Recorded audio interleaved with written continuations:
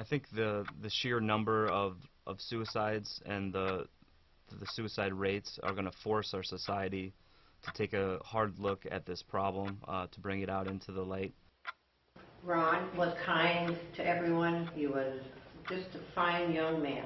He graduated from high school and wanted to go to college. And he did start college, but he couldn't finish because it was too hard for him to be in the dorm with other young men that liked to party, because Ron didn't drink or smoke or party.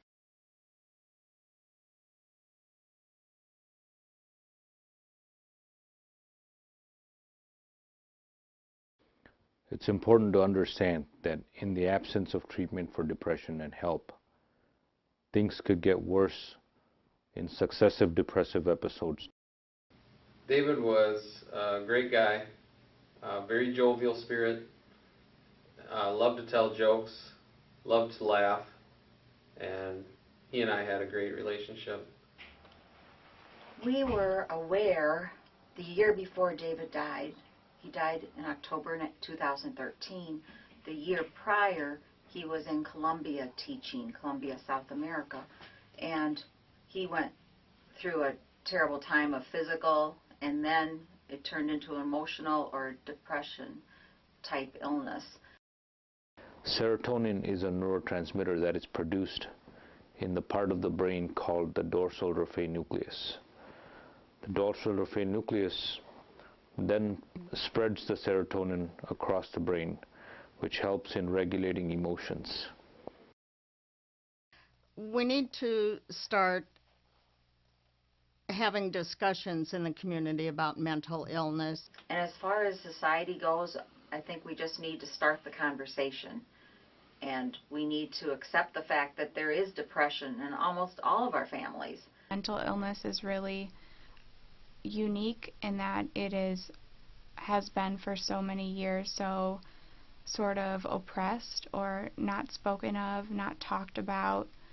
An illness, that affects the mind, just like heart disease is an illness that affects the heart. I think we'd be a lot further ahead if we can kind of create that type of feeling about it.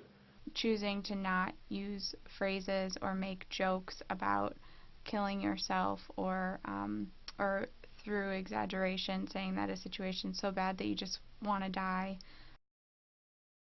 The system is broken. The community-based services were never implemented. The system needs to be better in some ways, in a lot of ways probably. I would like to see major changes with the medical society in treating mental illness. People should be able to go into a counselor any day of the week that they need help and find somebody to talk to and find somebody to help them along the path without having to worry about, do I have insurance or does my insurance cover this particular mental health professional?